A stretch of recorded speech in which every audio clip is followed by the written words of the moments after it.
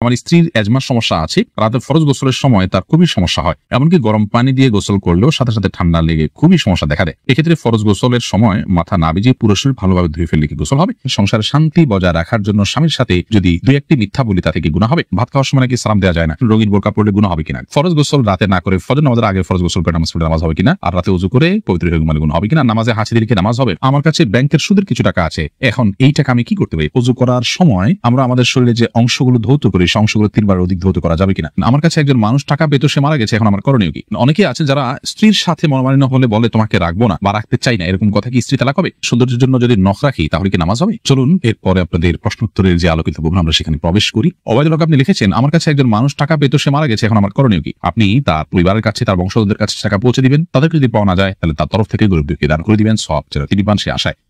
আপনি লিখেছেন, অনেকে আছে যারা স্ত্রীর সাথে মনোমালিন্য হলে বলে তোমাকে রাখবো না বা রাখতে চাই না, এরকম কথা কি স্ত্রী তালাক হবে? রাখতে চাই না কিংবা রাখবো না এই শব্দ বললে তালাক হবে না, তোমাকে আমি ছেড়ে দিলাম বা তুমি চলে যাও, এই জাতীয় যদি বলা হয় তাহলে সেক্ষেত্রে সেটি তালাক হওয়ার মতো শব্দ। হোসেন আপনি লিখেছেন, আমরা যারা ব্যবসা করি তারা অনেক সময় একই জিনিস ভিন্ন ভিন্ন মানুষের কাছে ভিন্ন ভিন্ন দাম বিক্রি করে দিই, কোনো সমস্যা আছে কিনা? এটা একান্ত আপনার ব্যাপার, তবে কারোর প্রতি অবিচার যেন না হয়, প্রতারণা যেন না হয়, মিথ্যা যেন না, সেদিকে খেয়াল রাখতে হবে। এরপরের প্রশ্নটি করেছেন নওশিন আক্তার, আপনি লিখেছেন, রাস্তায় কোনো টাকা পেলে কি করা উচিত? এই বিষয়ে একটা ভিডিও আছে, স্বতন্ত্র শুনে নেবেন। যদি খুব অল্প স্বল্প হয়, সামান্য হয়, এটা আসলে কেউ খুঁজবে না, আপনি জবাবহীন খেতে পারেন বা কোনো গরিবকে দান করে দিবেন। যদি উল্লেখযোগ্য হয়, যেটার মালিক এটাকে খুঁজে বেড়াবে মনে হয়, তাহলে এটা খুঁজে বেড়াতে হবে, বিভিন্নভাবে ঘোষণা দিতে হবে এবং দিতে দিতে দিতে দিতে যখন নিরুপায় হয়ে যাবেন এবং নিশ্চিত হবেন যেটার মালিক আর পাওয়া যাচ্ছে না, তাহলে সেক্ষেত্রে কোনো গরিবকে আপনি দান করে দিবেন। আর নিজে যদি অভাবী হন, অভাবগ্রস্ত হন, হকদার হন খাওয়ার, তাহলে নিজে খেতে পারেন। ফারজানা মিলি আপনি লিখেছেন, রঙিন বোরকা পড়লে গুনাহ হবে কিনা? কোনো অসুবিধা নেই যদি সেটা এত বেশি চাকচিক্য না হয় যেটা অন্য দৃষ্টিকে বরং বেশি আকৃষ্ট করে, কম না হলে জায়েজ আছে। জাকিয়া খান নাসরিন আপনি লিখেছেন, আমার ছোট বাচ্চা ঘুমিয়ে থাকা অবস্থায় যখন আজান হয় তখন আমার মনে আসে যে আজান তাড়াতাড়ি শেষ হয়ে যাক, এমন কথা মনে আসলে কি আমার গুনাহ হবে? না, এরকম কোনো গুনাহ হবে না, কারণ আপনি আপনার শিশুর ঘুমের দিকে তাকিয়ে চাচ্ছেন যে আজানটা অল্প সময় যেন শেষ হয়ে যাবে। আজানের প্রতি কোনো বিদেশ থেকে তার বলছেন আমাদের নিয়ে বিদায়, এর কারণে আপনার ইমান চলে যাবে বা গুনাহ হবে, এরকম না বিষয়টা। খাদিজা রহমান আপনি লিখেছেন, বিয়ের দেনমোহর দিয়ে পরে বিপদের কথা বলে নিয়ে যাওয়া কি ইসলাম কি বলে? দেনমোহর দিয়ে বিপদের কথা বলে নিয়ে যাওয়া মানে বিপদ ছাড়া যদি আপনাকে প্রতারণা করে মিথ্যা কথা বলে নেওয়া হয় তাহলে তো প্রতারণাটা হারাম কবিরা গুনাহ। আর যদি সত্যি তার বিপদ হয়ে থাকে এবং সেক্ষেত্রে সে আপনার কাছে চায়, তো শরীয়ত আপনাকে দিতে বাধ্য করেনি। যদি আপনি না দিলে সংসারে অশান্তি হবে এবং বোঝাপড়ার গরমিল হবে এবং সমস্যা তৈরি হবে, সেই জায়গা থেকে বাধ্য হয়ে আপনি দিয়েছেন, তাহলে সিন ক্রিয়েট করেছে তারা, আপনাকে একরকম পরিস্থিতির শিকার করে আপনার থেকে নিয়েছে, এরকম যদি হয় তাহলে সেটা অন্যায় কাজ তারা করেছে, এর জন্য তারা আল্লাহর কাছে জবাবদিহি করতে হবে, বান্দার হক নষ্ট করার কারণে তারা অপরাধী হবে, আপনার তো এখানে আর কোনো দায় থাকছে না। শারমিন আক্তার লিখেছেন, আমি কিছুদিন আগে একটা গাড়িতে করে বাড়ি যাচ্ছিলাম, আমার কাছে খুচরা টাকা না থাকা আমি ওনাকে টাকা দিতে পারিনি, পরে ওনাকে অনেক খুঁজেছি কিন্তু পাইনি, আমাকে আমি কি করতে পারি? তার পক্ষ থেকে দান করে দিবেন ওটা। লাকি মীর আপনি লিখেছেন, মৃত্যুর পর হিসাব নিকাশের পর কি জান্নাতে বাবা মার সাথে দেখা হবে আর দুনিয়া কোনো কথা মনে থাকবে? আলমুল গায়বের বিষয় দুনিয়ার কোনো কথা, দুনিয়ার অনেক কিছু মনে থাকবে না, হাদিস থেকে বোঝা যায়, কিন্তু সবকিছু যে মনে থাকবে সেটা হাদিস থেকে বোঝা যায় না, আল্লাহু আলাম। আর হিসাব নিকাশের পর বা আমার সাথে সাক্ষাৎ হতে পারে, বিশেষ করে যদি জান্নাতি হয় তাহলে তো অবশ্যই সাক্ষাৎ হবে। এইচএম আবু রায়হান লিখেছেন, আমি খারাপ কাজ থেকে দূরে সরে যেতে চাই কিন্তু পারছি না, এখন আমার করণীয় কি? পরিবেশ থেকে দূরে সরবেন, খারাপের পরিবেশ থেকে দূরে সরবেন, ভালো মানুষের সংস্পর্শে থাকবেন, আল্লাহর কাছে দোয়া করবেন, ইনশাআল্লাহ আল্লাহ তাআলা সহজ করবেন। সুবরিন আপনি লিখেছেন, সৌন্দর্যের জন্য যদি নখ রাখি তাহলে কি নামাজ হবে? আর কয়দিনের বেশি নখ রাখা জায়েজ নাই? নখ এতদিন বেশি রাখা জায়েজ না, আমার কোনো কথা নেই, তবে 40 দিন পর্যন্ত এই যে শরীরের অবাঞ্ছিত লোমটুম এগুলো কাটার কথা বলা হয়েছে, এগুলোর পাশাপাশি নখ আমরা কেটে ফেলবো, এটা সর্বোচ্চ।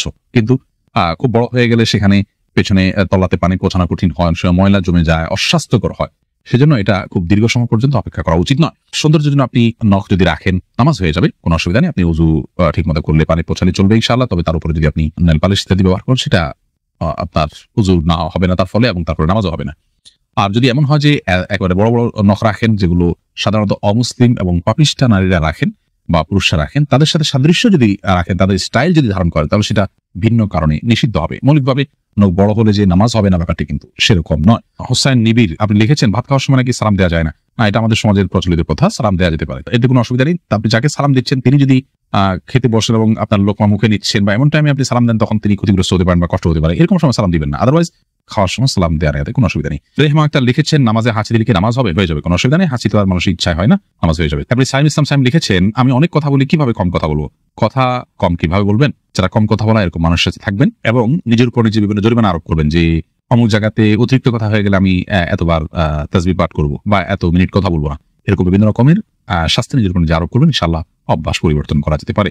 আশরাফুল আলম আয়ান আপনি লিখেছেন, আমি নিয়মিত আপনার ভিডিও দেখে আমার স্ত্রী নিয়মিত সালাত আদায় করেন, সূরা কেরাত পাঠ করে থাকেন, পর্দাও করে চলেন, কিন্তু আমার স্ত্রীর একটা অভ্যাস হলো তিনি নিয়মিত ইন্ডিয়ান সিরিয়ালগুলোর রোমান্টিক দৃশ্যগুলো দেখেন, এতে তার গুনাহ হবে কি? আল্লাহ রাব্বুল আলামিন আমাদেরকে নির্দেশ করেছেন উদখুলু ফিস সিলমি কাফরা, তোমরা ইসলামে পরিপূর্ণভাবে দাখিল হও। আল্লাহ তাআলা আরো বলেছেন ইয়া আইয়ুহাল্লাযীনা আমানু তাকুল্লাহা হাক্কা তুকাতিহি ওয়া লা তামুতুন্না ইল্লা ওয়া আনতুম মুসলিমুন, হে ঈমানদারগণ তোমরা আল্লাহকে ভয় করো হক আদায় করে ভয় করার মতো, এবং মুসলিম না হয়ে আল্লাহর কাছে পরিপূর্ণ আত্মসমর্পণকারী না হয়ে তোমরা মৃত্যুবরণ করুন। সূরা আল ইমরানের 102 নম্বর আয়াত। এটি এই আয়াত দ্বারা বোঝা গেল যে আমাদের বোন তিনি সালাত আদায় করছেন, নিয়মিত ইসলামিক কন্টেন্টগুলো দেখেন, ভালো কাজ করার চেষ্টা করেন, তিনি আলহামদুলিল্লাহ ইসলামে আছেন, ইসলাম মানার চেষ্টা করছেন, কিন্তু আল্লাহ তাআলা নির্দেশ করছেন আল্লাহকে পুরোপুরি ভয় করার জন্য, ইসলামে পরিপূর্ণ দাখিল হওয়ার জন্য। বিধায় সেটা আমাদের করা উচিত। নবী করিম সাল্লাল্লাহু আলাইহি ওয়াসাল্লাম বলেছেন ইত্তাকিল মাহারিমা তাকুনু আবাদান নাস, তুমি হারাম কাজ থেকে বেঁচে থাকো, তুমি সবচেয়ে বড় ইবাদতগুজার হবে। ইতিবাচক ভালো কাজ যেমন জিকির, আজকার, তাসবিহ, তেলাওয়াত আমরা করছি, এগুলোর পাশাপাশি যখন আমরা হারাম কাজ থেকে বেঁচে থাকবো তখন আমরা প্রকৃত অর্থে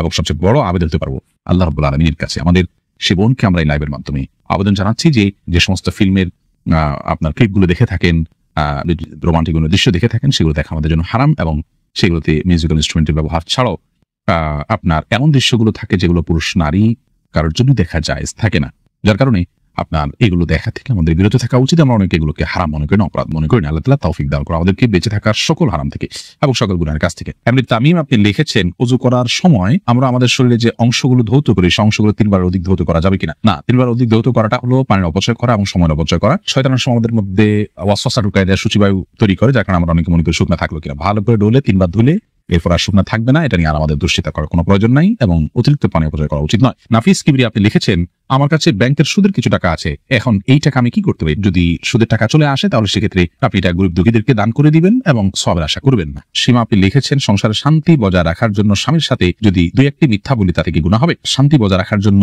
যদি একটু কথাকে ঘুরিয়ে বলেন সেটা জায়েজ আছে, এবং বিশেষ করে মনোমালিন্য দূর করার জন্য বা দুজনের মধ্যকার ঝগড়াঝাটি কমানোর জন্য যদি এরকম আপনার একটু ঘুরিয়ে বলা হয় সেরকম কথা বলা জায়েজ আছে। মুক্তা আখতার লিখেছেন ফরজ গোসল রাতে না করে ফজর নামাজের আগে ফরজ গোসল করে নামাজ হবে কিনা, আর রাতে ওযু করে পবিত্র হয়ে ঘুমালে গুনাহ হবে কিনা? না, কোনো গুনাহ হবে না, এরকম করা যেতে পারে, তবে ফজর নামাজের আগে গোসল করতে হবে। সামির রহমান আপনি লিখেছেন আমার স্ত্রীর এজমার সমস্যা আছে, রাতে ফরজ গোসলের সময় তার খুবই সমস্যা হয়, এমনকি গরম পানি দিয়ে গোসল করলেও সাথে সাথে ঠান্ডা লেগে খুবই সমস্যা দেখা দেয়। এক্ষেত্রে ফরজ গোসলের সময় মাথা না ভিজিয়ে পুরো শরীর ভালোভাবে ধুয়ে ফেললে কি গোসল হবে? দেখুন, ফরজ গোসলে মাথা থেকে পা পর্যন্ত পুরো শরীর ধৌত করতে হয়, মাথাও ধৌত করতে হয়, চুলেও পানি পৌঁছাতে হয়, এটা ফরজ। বিধায় ফরজ গোসলের সময় মাথা না ধুলে কিন্তু ফরজ গোসল আদায় হবে না। প্রয়োজনে গরম পানি নিতে পারেন, গরম পানি ব্যবহার করার পরে চুল তাড়াতাড়ি শুকিয়ে নেওয়ার ব্যবস্থা এবং উদ্যোগ গ্রহণ করতে পারেন, তাতে আপনার সমস্যার সমাধান হলে আলহামদুলিল্লাহ। যদি তা না হয় তারপরে যেটি করতে পারেন তা হলো চুলের যে বেনি আছে বেনি না খুলে আপনার মাথায় পানি দিলে যদি চুলের গোড়াগুলোতে পানি পৌঁছে যায় এবং বেনি খোলা ছাড়া যদি তিনি 3 বার পানি দিয়ে দেন এবং পানি পৌঁছায় দেন চুলের গোড়া পর্যন্ত, তাতে তার গোসল হয়ে যাবে। এবং মুসলিম